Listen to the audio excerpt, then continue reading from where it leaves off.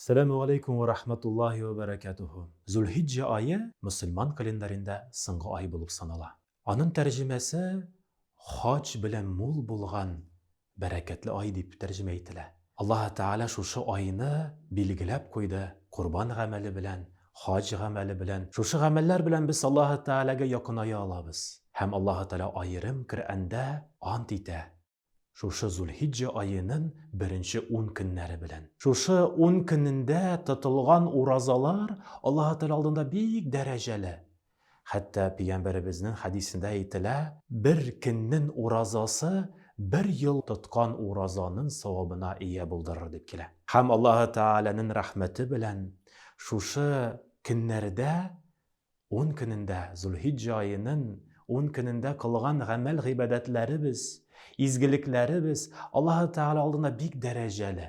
Һәм Аллаһ Таала изгелекләр, игелекләр белән мул кылган бәндәләр белән гурурланыр һәм фәрештәләр алдында мактаныр дип килә. Шуңа күрә Аллаһ Таала игелектә уздырырга насип әйләсен шушы көннәрне.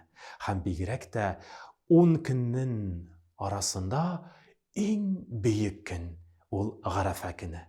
Гарафа көннең гамәл гыйбадәтләре һәм бигрәк тә уразасы, зикрләре, намазлары Аллаһ Таала алдында иң дәрәҗәле дип килә. Хәтта Гарафа көннең гамәл гыйбадәтләре Рамазан айының көннәреннән дә бигрәк дип алимнәр әйтә. Шуңа күрә бигрәк тә Пәйгамбәребез алейһиссалату вассалам хадисләрнең берсендә әйтә, иң хәерле дуалар өчен көн Гарафа көне. Һәм Гарафа көнне тотылган ураза безгә узган елның һәм киләсе елның гөнаһлардан коткара торган иң бәрәкәтле көннәрдән булып санала. Хәтта Пәйгамбәребез алейһиссалату вассалам әйтә, шушы 10 көннең игелекләр белән мул кылып, курбаннар чалып, уразалар тотып, садакалар таратып, кешеләргә ярдәм итеп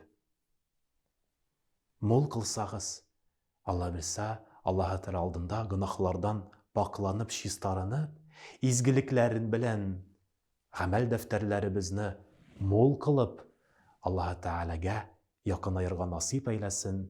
Аллаһ Тааланың рәхмәтендә булыйк. Тырышыйк шушы Аллаһ Тааланың бүләге белән, фурсаты белән файдаланып калырга. Һәм бу дөньяда да, киләсе дөньяда да шатланып, сөенеп, куаныч халәтендә булырга насип әйләсен һәрберебезгә дә. Ассаламу алейкум ва рахматуллахи ва баракатуху.